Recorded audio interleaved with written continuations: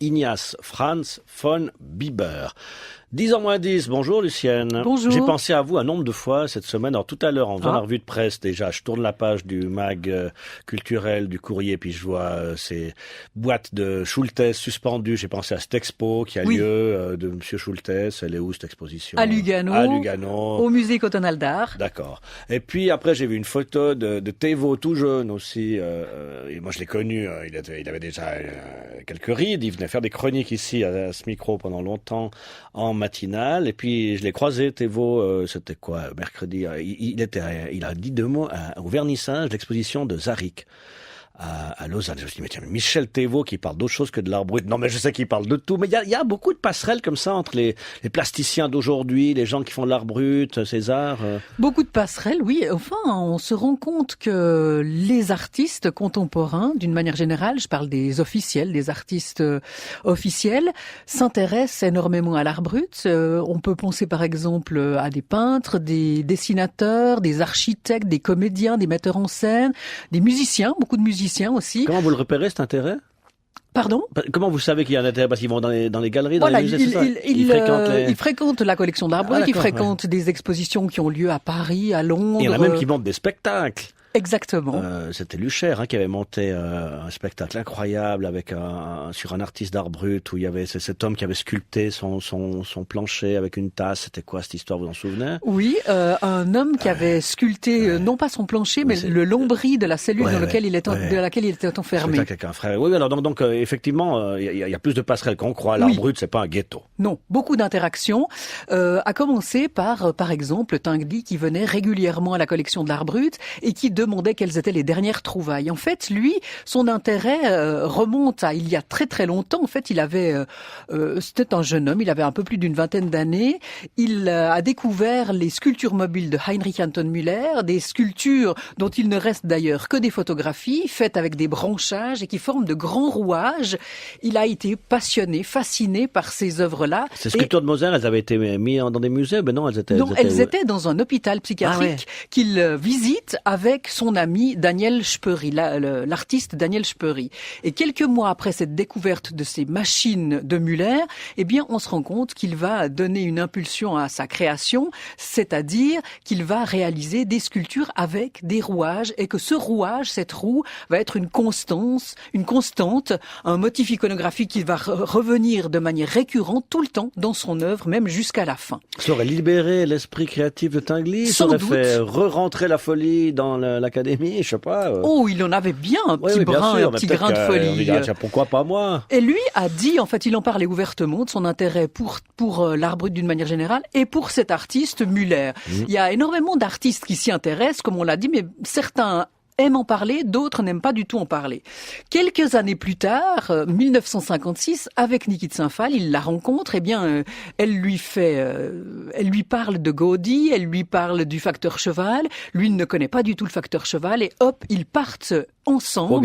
Au galop, exactement. Ils découvrent ce magnifique palais idéal du facteur cheval à Haute-Rive, et il dit à Niki de Saint-Phalle, effectivement, tu m'as vraiment troublé, c'est un plus grand sculpteur que moi. Ils continuent leur périple, ils vont jusqu'à Los Angeles et ils découvrent les immenses tours de Simon Rodiah. On en a parlé de fois. Exactement. Ce bonhomme, oui, incroyable. Alors en fait, ces deux artistes, eh bien, ils racontent qu'ils ont été emprunts, très fortement emprunts par ces créateurs libres, autodidactes, qui se sont lancés à corps perdu dans la création artistique. Et d'ailleurs, dans les années 70, eh bien, Jean Tinguely va construire un cyclope, une grande tête dans la forêt, à Milly-la-Forêt, à côté de Paris, à l'écart, loin des cercles culturels, loin de la métropole culturelle, et il va ériger une grande sculpture. Alors là, c'est les artistes qu'on connaît tous, Tinguely, Niki de Saint-Phalle, d'autres peut-être un peu plus... Oui, alors il y a aussi des artistes qui sont encore vivants et qui en parlent très ouvertement, c'est Annette Messager. Annette Messager, cette grande créatrice contemporaine qui vit à Paris, je l'ai rencontrée il y a quelques jours à Paris. Vous ne l'avez pas enregistré par hasard? Oui, évidemment, oui, bien sûr, je l'ai enregistrée. Posez cette cassette sur la table, puis on la met dans la machine. Exactement, ça vaut la peine. Oui, on l'écoute parce qu'elle parle d'abord d'Aloïse et puis elle parle aussi de cet artiste que je lui ai fait découvrir, Mesmer, celui qui, avec un vélo et des ailes, voulait voler. Allez DJ, monte le son. J'aime beaucoup Aloïse, elle me touche beaucoup par ces histoires sentimentales, amoureuses, et ce que je dis, ces espèces de princesses comme ça, qui attendent toujours le prince, et puis en même temps, elles ont des yeux très angoissants comme ça, une sorte de grand orbite vide, quoi.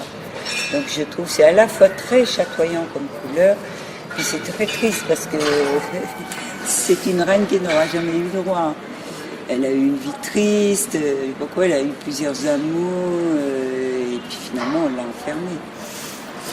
Mais qu'est-ce qui vous plaît? C'est la démarche, c'est l'histoire de sa vie, c'est son œuvre? Ce qui m'intéresse dans les gens d'Arboud, c'est que c'est des gens... D'abord, moi je dirais pas des artistes, je dirais plutôt des créateurs, parce qu'ils créent vraiment leur monde. Souvent, il n'y a pas beaucoup d'évolution, d'ailleurs, parce qu'ils sont tellement enfermés dans ces obsessions justement, c'est des obsédés qui arrivent à mettre sur le papier ou en sculpture ou ce qu'on veut, leurs obsessions, leurs traumatismes, leurs angoisses, leurs désespérances. Alors, les artistes font ça aussi, mais les artistes, la grande différence, c'est que les artistes, ils veulent être aimés, ils veulent être reconnus, tandis qu'eux ne veulent pas être aimés. Je ne crois pas qu'ils cherchent, ils veulent qu'on les laisse faire leur truc, et c'est une sorte de médicament pour effacer leur vie, quoi. C'est leur vie transposée, leur malheur, leur souffrance, leur joie aussi. Donc je trouve ça intéressant, parallèlement aux artistes, justement. Mais eux ne cherchent pas la séduction, à être aimés, à ce qu'on les admire. Non, c'est pour eux-mêmes, c'est fantastique. Avec des moyens ridicules, des bouts de tissu, un crayon. C'est complètement intemporel. Je veux dire, ce que vous me montrez là, ça pourrait être fait il y a 50 ans, et je pense que ça pourrait être fait dans 50 ans, si le même vélo existe encore. Je veux dire, ça m'énerve, l'art contemporain, où c'est... quand on peut vraiment dater les artistes, ça c'est un artiste conceptuel des années 80, ça c'est un artiste minimaliste des années 70, ça je trouve ça horrible de pouvoir dater dans le temps les artistes et les répertorier par rapport à un mouvement. Eux, il n'y a pas des mouvements, il y a leur mouvement interne à eux-mêmes, et c'est tout, et c'est ce qu'il y a de plus beau, plus vrai. Ce qui m'intéresse en réalité, c'est qu'ils sont pas libres dans leur vie, ils sont complètement fermés, névrosés, et ils sont tellement libres dans leur art. Il y a cette opposition-là, je trouve, qui est fantastique. Ouais, puis il y en a certains qui pensent que tous les artistes sont névrosés, de toute façon, c'est en tout cas presque pour Freud. Alors ça, vous l'avez rencontré, puis vous avez sorti le téléphone, puis hop, exactement, j'ai profité. Messager. Annette Messager, On oui. peut la voir en exposition aussi, Annette Messager, Oui. ça s'appelle Dessus-dessous, c'est à Calais, au musée des Beaux-Arts et de la Cité de la Dentelle et de la Mode.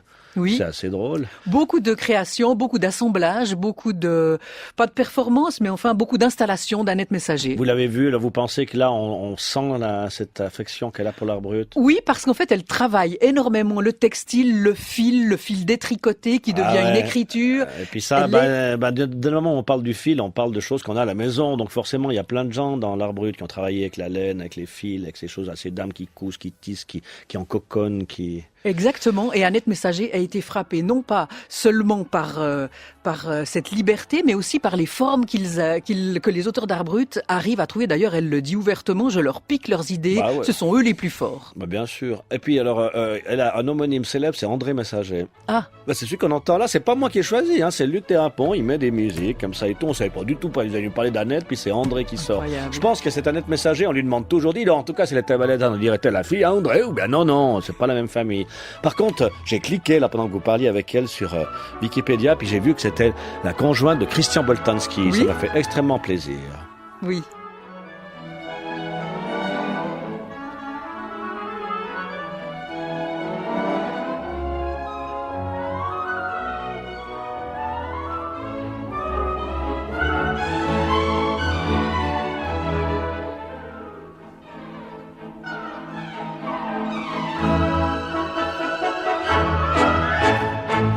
André Messager et ses 2 pigeons. Voilà, c'est joli. Il faut les tuer, les pigeons, en leur donnant des graines empoisonnées. Merci d'être venu ici, Lucienne. Mais je vais recevoir des lettres des dames. Écrivez-nous pour lui dire qu'on a dit une bêtise. On sera content. Il a dit...